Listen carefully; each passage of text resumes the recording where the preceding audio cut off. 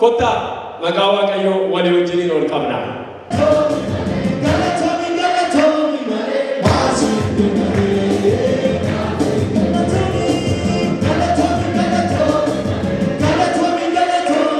Kai asioni bogu keon kabodu ifikesi dufera asifachi ilali sifi ibni wakayo imba.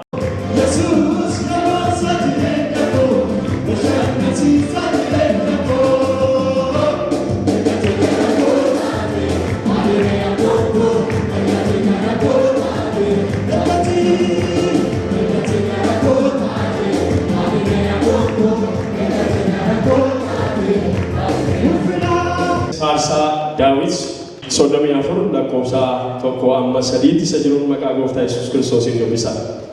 Ani yeroo hundumaa maqaa Waaqayyoo nan eebbisa. Jajuun isaas takkaa afaan koo keessaa hin bu'u. Lubbuun koo Waaqayyoon of hin jajji. Warri gadadamanis kana dhaga'anii haa gammadan. Ana wajjinii guddina Waaqayyoo odeessaa. Kota wali wajjiniin maqaa Waaqayyoo oliin kaafnaan. Ameen. Mataa keenya gadi qabanneetu Waaqayyoo akka nutti dubbatuudhaaf gabaabsinee kadhanna. Kaayyoo biraa hin qabnu. Kaayyoon walitti qabamnee ulfina maqaa kee labsuudhaaf sababii ta'eef. Akka dubbii sagalee keetiitti, akka kakuu sagalee keetiitti amma yeroo kanaa kaastee gidduu keenya waan jirtuuf galanni ulfinni siif haa ta'u. Amma gaa waaqa banamaa jala dhaabannee waaqa banamaa jala teenyee si galateeffachuu barbaanna. Diina keenya wajjin muggutoo hin barbaannu. Maqaa Yesuusiin iddoon kun bilisa kan bahe haa ta'u. Kan nu hidhu hundumtu maqaa Yesuusiin kan hidhame haa ta'u. Taa'urii biyya kana keessa jiru, mannoota biyya kana keessa jiruu fi yaa Waaqayyo mukoota naannoo kana jiran irra taa'ee kan waaqummaa isaa labsoo jiraate. Yeroo kanatti ulfina fudhachaa kan jiru jiraate. Yeroo kanatti ulfina isaaf hin taane fudhachaa kan jiru jiraate. Maqaa Yesuusiin amma kan gadi bu'e haa ta'u. Iddoo kanatti fayyinaddaa. Iddoo kanatti dukkanatu ifa. Iddoo kanatti dhukkufataatu wal'aanama. Iddoo kanatti sagadda jajjabaata. Iddoo kanatti wangeela dhugaatu labsama. Maqaa Yesuusiin naannoo kana gadhiisi. Bara hundumaa wanti namatti tolu gara mirga Waaqayyoo jiraa'e. Bara hundumaa kan namatti miidhagu bonni kan isa hin dandeenye ganni kan isa hin dandeenye gammoojjittis baddaattis argachuu keessatti dhabuu keessatti achuma kan dhaabatu inni Waaqayyoodha. Mirga Waaqayyoo immoo inni jiru Kiristoos isaanaaf isiniin du'eedha. Maqaa Yesuusiin galanni isaaf haa ta'u. Eenyu tokko isa hamaa sanaa yoo qabee hidhuudhaa baatee boojuu isaa saamuu hin danda'u jedhamee akkuma caafame haboo mucummaatiin ulaatteef mana kanaaf laatte saba kanaaf laatteen hojii diinaa naannoo kanaa maqaa Yesuusiin amma kan hidhame haa ta'u. Ameen haa jedhamu. Haleluuyaa. Galanni Yesuusiif haa ta'u. Gootota Waaqayyootu walitti qabame. Ijoollee Waaqayyootu walitti qabame. Faarfannaa galataa daddaneera. Dubbii jireenyaa daddana jira. Dubbii fayyinaa daddana jira. Dubbii nama dhaabu daddana jira. Dubbii hidhaa hiikuu daddaneera. Dubbii dukkana ibsu daddaneera. Dubbii haadha hiyyeessaaf falmu daddaneera. Maqaa Yesuusiin naannoo kun bilisa haa ba'u. Egaa dubbii kee dura kan dhaabatu waan cabeef si haa galatu. Sabni Waaqayyoo ililleedhaaf gammachuudhaan galgala kana si waaqeffata. Gaafatti si Waaqayyoo waan duratti barame si haa galatu. Maqaan kee bara amma bara biraatti haa eebbifamu. Wanti addanatti ta'u hundumtuu galanni isaa gombisaa keetti haa galu. Eebbisaa immoo saba kanaaf haa ta'u. Maqaa gooftaa Yesuus Kiristoosiitiin. Ameen. Gidduu kanani Facebook irraa waan tokko ni argee. Anaaf hiikanaa kenneeraa sinibisii akka kennu nana mana. Haadha tokkotu jira. Qoraan guddaa, falaxaa guddaa duddatti guutattee baatti. Falaxaan suni tarii mana isheetti dhaqee waan bisheessu waan jiru natti fakkaata. Gurgurachuun baatti. Falaxaa guddaa baattee mucaa hoosisaa deemti. Fuula dubartii kanaa yeroo argitanii baay'ee sin dinqisiisa. Falaxaa guddaa qoraan guddaatu dugda ishee shirreera. Akkasittiin mucaa hoosisteetti fuulli ishee akka inni itti kolfu smile seenan warri argitan fuula ishee irraa gammachuutu argama. Dugda ishee irra garuu maaltu jira? Falaxaa guddaa jira. Ba'aa guddaa jira. Ba'aan dugda ishee irra gammachuu fuula ishee irra abdiin harka ishee irra. Mee waaqayyo ulfina kenna. Haleluuyaa. Yesuus bara baraan gooftaadha. Otuman ilaalu dugda dubartii sanarraa iccitii guddaa na barsiise waaqayyo. Otuman ilaalu suuraa sana dhaqaa ilaalaa sinis. Falaxaa sanarraa qottootu jira. Gararraa sana qottoo jira. Harka dubartittii keessa abdiitu jira, mucaa jira. Fuulli ishees abdii dubbata. Kanaafi maal goote dubartittiin rakkina isa dugda isheerra jiru dhiiste eebba isa harka isheerra jirutti gammadaa jirti. Ameen. Yesuus bara baraan gooftaadha. Sitti tolu so meaningful. Kanaafi baay'ee kanaa kenna. Rakkina dudduuba jiru, rakkina ishee booddee ishee jiru dhiisteetu, bardanii irra jiru dhiisteetu, abdii isa harka ishee keessa jiru ilaaltee gammaddi. Oh Lord, grant her a bright future. Kadhannaa koo kana ture. Waaqayyo ati fuula dura ifa gaarii kenniif dubartii kanaa garee kadhadhe. Ameen. Har'a namni galateeffachuu kan inni danda'u bardanii yookaan immoo waan itti ulfaatu dhabee mini waan sitti ulfaate irra qottoo jira. Ameen. Haleluuyaa. Sanatti ulfaate irra oolanii qottoon jira. Ameen. Kanaaf dubartittiin jaalalli ishee keessa jiru, gaarummaan ishee keessa jiru, abdii ishee qabdu, peeniin itti uumuu danda'u, dhadhabbiin itti uumuu danda'u, qoraansuun gadi qabeera. Qoraansuun ishee foon ishee gadaa qabu malee fuula ishee irra gammachuu jira. Ameen. Kanaaf namoonni isa dudduubaa dhiisanii isa fuulduraatti gammadaa adeemanii har'a galgala haa gammadanii waaqayyo isaanitti bu'a. Ameen. Yesuus bara baraan gooftaa. Warra akkasitti bu'a gaawame. Warra akkasitti bu'a. Nam baradhe irraa caccabeen taa'e irraa baradhe. Hiika guddaa naa qaba. Namni waaqayyo yeroo galateeffatu ba'aa qabachuu miti. Namoota baay'eetu holqa keessatti galateeffate warra akka Daawit. Namni waaqayyo galateeffate moodani caaqee jiraata jechuu miti. Waan inni ta'e isinitti himaa hin mo'e. Namni yeroo galateeffatu waaqummaa waaqayyotti waan tokko dabaluu hin danda'u. God is already there. Jajames achuma jira, tuffatames achuma jira. Garuu bu'aa qaba. Waaqayyo qobaasaa waaqayyo galgala kana labsines faarfannes dhiifnes inni waaqayyoodha. Ameen. Garuu maaliif kana goona? Maaliif kana goona? Akkasuma faarsaa 50-23 irraa warri galata aarsaa godhanii anaaf dhiyeessanii anaaf ulfina kennuudha.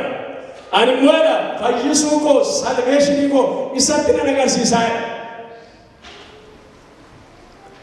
Maayidhaa iddoon jalqaba dubbisee kottaa guddina waaqayyoo walii wajjin odeessinaa.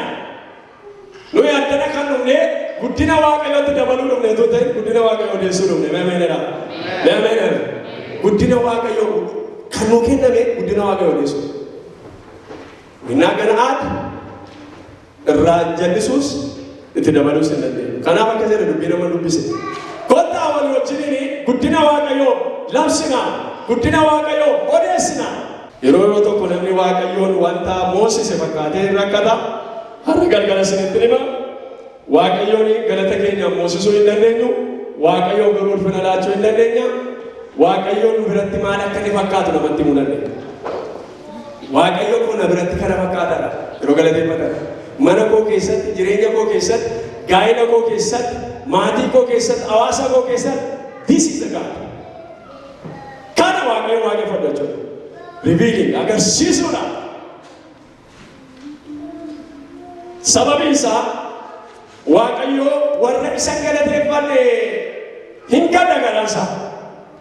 Roomee boqonnaa 1:21 akkas jedha. Isaan waaqayyoon utuu beekanii ulfina hin laanneef. Isaan waaqayyoon hin galateeffanne. Yaada garaa isaanii duukaa bu'anii. Kanaaf jedha gadisiqee 24 irraa 24 irraa waaqayyo dabarsee yaada garaa isaaniitti isaan kenne. Kanaaf isaan thankless hin galateeffatan. Okkoodha yeroo hundumaaf itti argisu waan bira ga'e garuu ulfina waaqayyoo kennuu hin danda'ani. Hin kadhatu hin fayyu garuu galatan qabani. Hin deegu, hin duroomu garuu galatan qabani. Hin okkolu waaqayyo qabeessaan nama garuu galatan qabani. Hin wallaalu waaqayyo isaan gorsa garuu galatan qabani.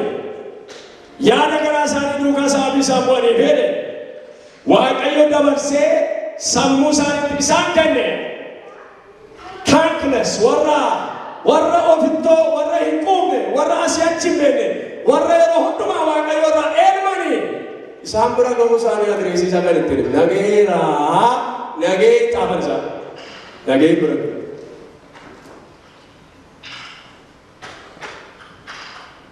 yeroo tokko amma waaqayyo saba keenya barsiisaa dhufe malee shakkii nama harkaa butee tokko namni waan tokko takka turtanii warra dhaggeeffadheen ture baay'atanii yaadu kennaan fakkaatu sun jedhame. Kanaaf warra akkasii waaqayyo galata isaatti odeessinee itti gammada biliis isa godhaa jireenya namaa keessatti jaallannes jibbines har'a nu wajjiniin waaqeffates har'a nu wajjiniin waaqayyo maqaa isaa ol qabeessoo dhiisesi jireenyi nama didee ka'ee waan sadii keessa darba. Jireenyi nama Naabukadnezar waan sadii keessa darbe afaan Ingiliffaadhaan the 3P sadii jechuudha. Jireenya isaa isa jalqabaa keessaa of tuulummaatu darbe. That is pride. Jireenyi jalqabaa ulfina maqaa koo fi surraa ayyaana koo Baabiloon guddittii isheen ijaarradhe jedhee gama dhaabate. Israa'el waan isa dhaga'utti hin fakkaanne waaqayyos waan isa dhaga'utti hin fakkaanne. Kunoo ulfina maqaa kootiif. Hin arginaniidha waaqayyo akkasuma. Egaa tureen arginanii jedhedha. Lammata jireenya isaa keessatti piisa lammaffaa ta'e inni immoo maal punishment. Abboomu egaa amma laga gadi buuta akka nama keessaa sadda baata. Akka bineensa caakkaas marga nyaata.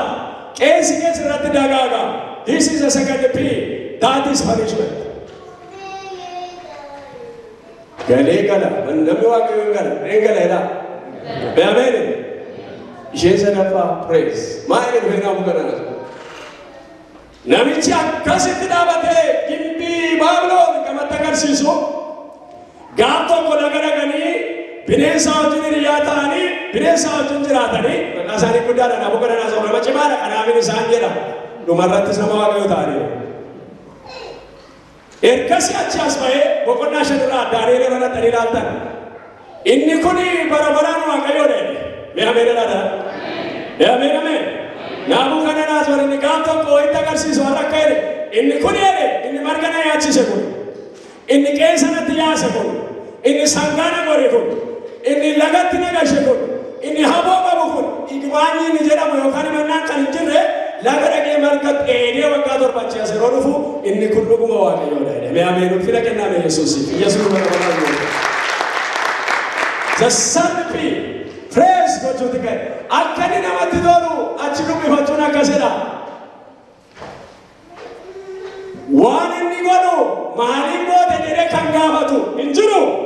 Inni waanuma garaasaa godha. Mee waanuma garaasaa godhadhaan? Yeroo baay'ee waan garaa keessanii gochisiisuu yaaltu marii.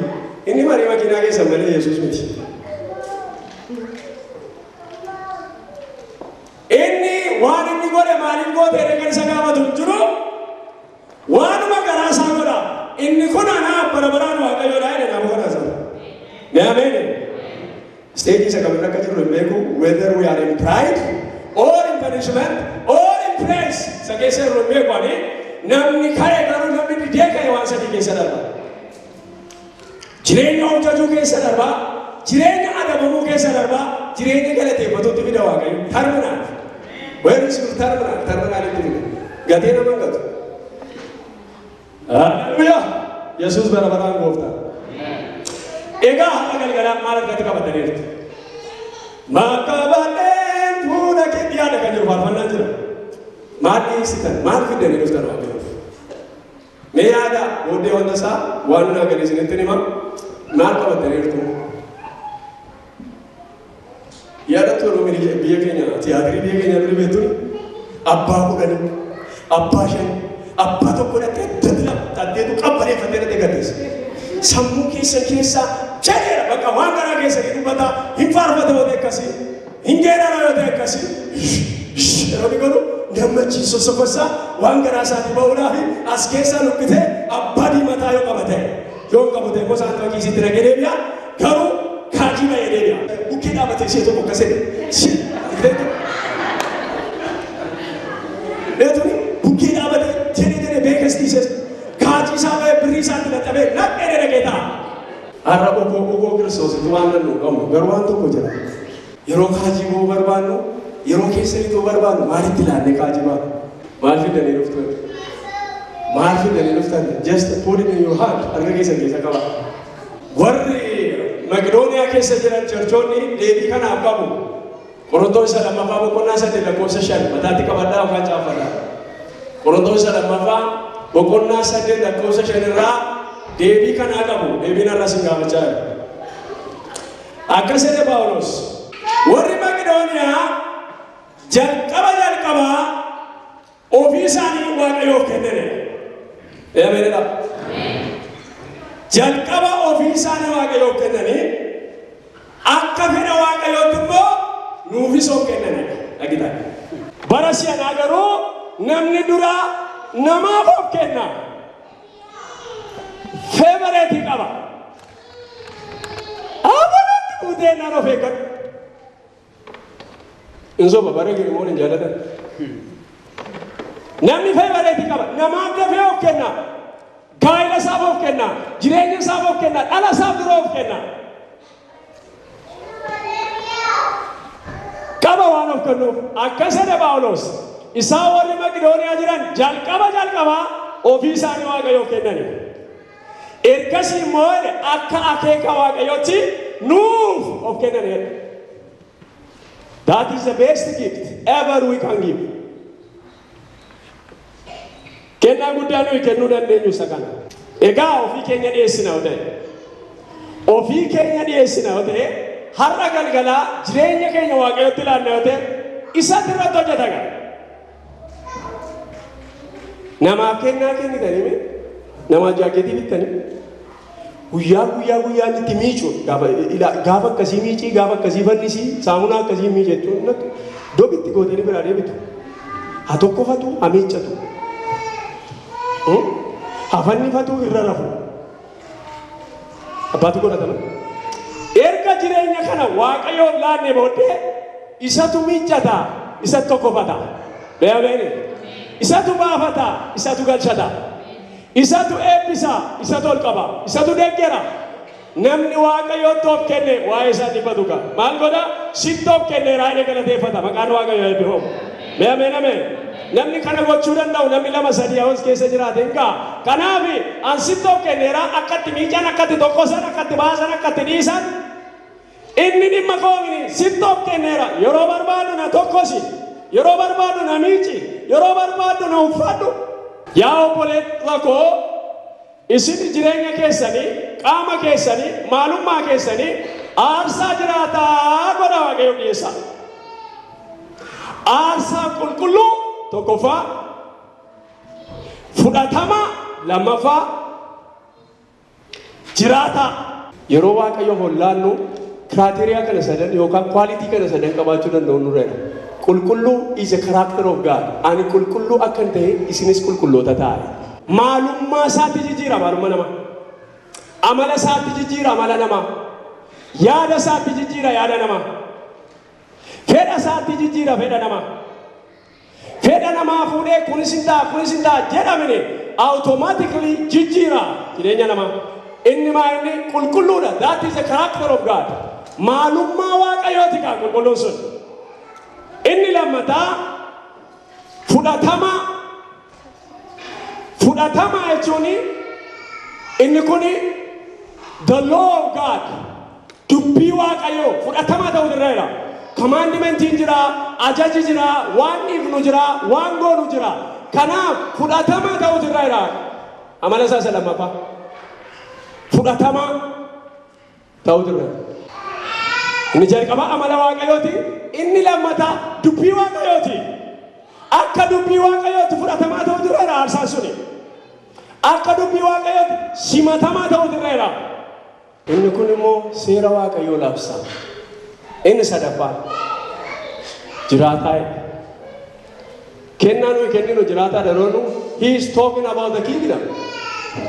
Eternity baraan kan jiraatu foonii urgaatee baraddana jiraannus yeroo gooftaa bira dhannus jiraataa isa ta'e the living sacrifice jiraataa.